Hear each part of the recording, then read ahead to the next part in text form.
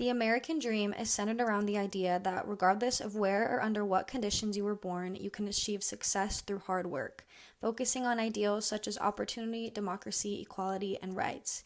Yet people of color and immigrants in this country chasing that same dream are not often afforded these same freedoms.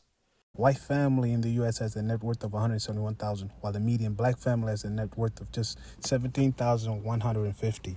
You can see from the graph behind me the big significance difference. Native American children are overrepresented in the child welfare system. They make up just 1.7% of the U.S. population, but represent 2.5% of the children in foster care. These are the reality for equality in America.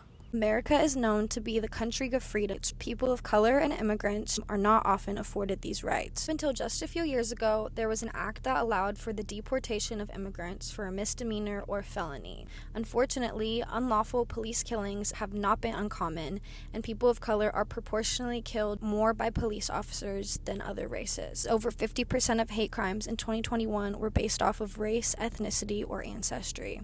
16% of black people have no high school diploma. 33% of black men aged 22 will go to prison, and only 33% will receive higher education. 20% of Fortune 500 companies discriminate against black names. Children living in the United States under DACA have no path to citizenship. Less than 50% of black and Latina Americans own their own home. Yet, the American dream does not account for these people. Democracy is another key part of the American dream. What happens if the government is set up for one certain group to thrive and leave the others behind a bunch of barriers and social norms? This is called institutional racism. We see a certain group being targeted in order for the U.S. and whites to thrive. And they changed the policing system's arresting policies in order to arrest people of color more easily and without much cause at all. That is why there is a disproportionate amount of people in color in prison. The whole system is set up for people to fail and not actually ever live out their American dream.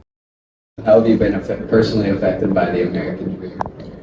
As an African immigrant, my experience in America was exciting and challenging. My family and I came to the U.S. with the hope of starting a new life in a land of opportunity. My American dream has been possible because of my circumstances. My grandparents gave my mom a nice stability. She was a single mother living in Lincoln. I don't think the media portrays the American dream in a good way.